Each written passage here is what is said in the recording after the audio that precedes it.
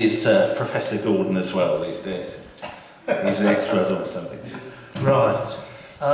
Well, I'm Gordon Curry, and this is Professor Paul, and welcome to another edition of What Do You Know? So our first question. Let's see what they know, shall we, Professor? Yes. Who were Moses' parents? Oh, yes. I think we've got them there. Who were Moses' parents? Oh, the one with the hard name to pronounce. Yes. Yes. Beginning with J is Mars. Yeah. I think we'll ask the professor to fill in the gap. Right. I think it's the mum is Jochebed, and the dad is Amram. Right. But they're not initially mentioned. It's weird because the book is called Names, isn't it? Yes. Yeah. The Hebrew word for the book is a word meaning names, because the Hebrew, the first 5 books of the Bible in Hebrew are named after the bit of the story that they represent. So Leviticus is names. Yes. Yeah. Right. And it's, who wrote those first 5 books of the Bible? Who wrote them down? Oh. Moses, isn't it? Yeah. So this, Exodus, is actually autobiography. Yes. Moses. Yes. Yeah. But here's another little extra to that question. What would we regard as odd, even unlawful, about their relationship? That's Moses' mum and dad. What would we regard as odd, even unlawful? We'll see. I'm only guessing here, interlinked by birth, the ancestry.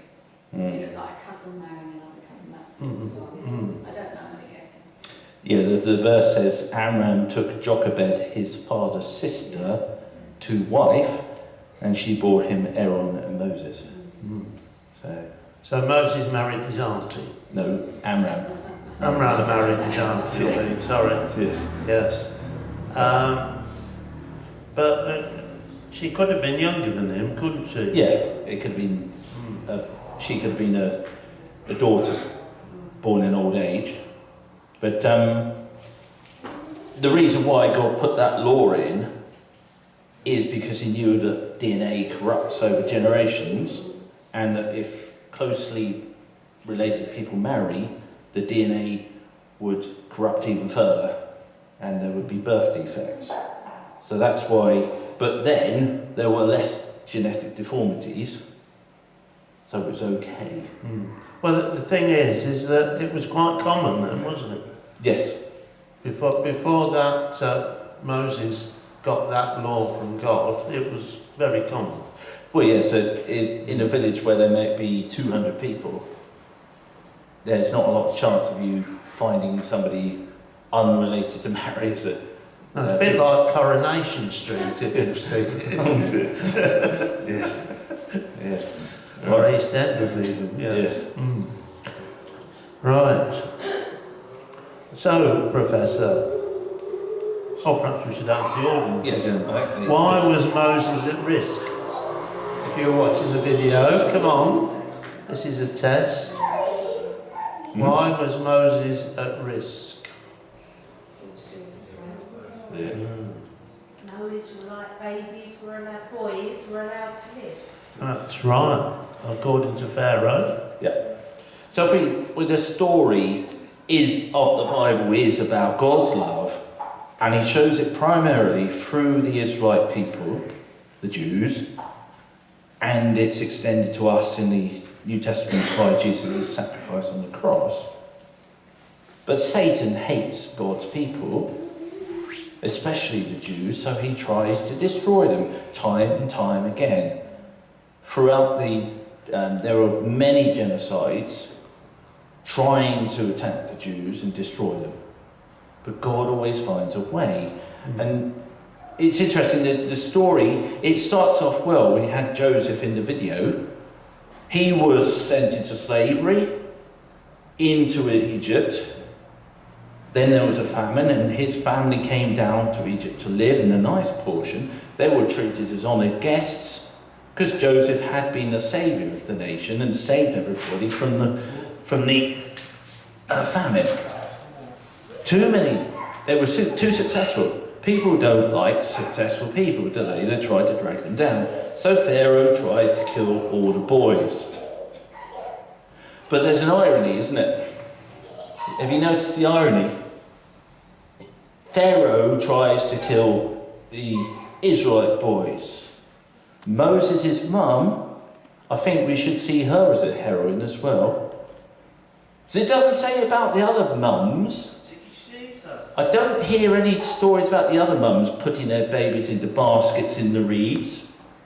What did they do? They were presumably handing their boys over. Jochebed, though, had courage. She kept him for 3 months, even though it could have led to her death. I'm going to keep him. He's special. And so she keeps him, she looks after him, she puts him in a basket that she's woven together with pitch and so it won't sink, puts him into the Nile. Irony, he is then protected by the very person who set out to kill him. Isn't that God's irony? It's like God turns Satan's evil back on himself. Time and again, you meant it for death, God means it for life. So Moses has got this palace. His mum's even paid to look after the boy. A slave woman is paid, not paid. Slaves aren't paid, are they? Slave woman is paid to look after Moses. Isn't that amazing, God's irony? So another little question to test who was watching the video. We shall see, won't we? Who was Miriam? We're not getting a massive response, are we? Are you sure you put that video on, Jen? No chocolate frogs for you? Moses' sister, is it? Yay! Yes. Miriam was Moses' older sister. Yeah. And she's very clever, isn't she? Right on the ball, isn't she? Boom. Right, okay. You have a problem, Pharaoh's daughter. It's a screaming baby. You don't know what to do with him. He's a Hebrew baby. I'll get somebody to nurse that baby. I'll get a Hebrew. So the mum gets paid to look after Moses. Isn't that amazing? So, what can we learn from this story? What can we learn from the story of Moses? Have you any comments here, Professor? Well, I think it's a case of when everything looks desperate, when you think there's no thing that you can do. I think we sang in the first song about all things are possible with God.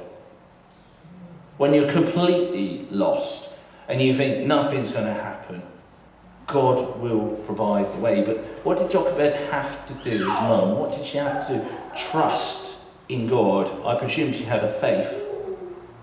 She trusted that God will look after this boy. And it's interesting, very often in the Old Testament, there's a picture of what would happen in the New Testament with Jesus. How is this a parallel to Jesus? Got a despot king who is trying to kill all the boys. Where does that happen? Read it in, I think it's Isaiah 6. There will be weeping and gnashing of teeth in Bethlehem. Because when Jesus was born, Herod tried to kill all the boys. Where did Jesus' dad, take Jesus? Where did he take him? He was warned in a dream. Where did he take him? Egypt. Now, we think of a country being widespread, but Egypt is basically those who live by the Nile. The rest of it is desert. So Egypt is the Nile River. where would Jesus have lived when Joseph took him to Egypt? By the Nile.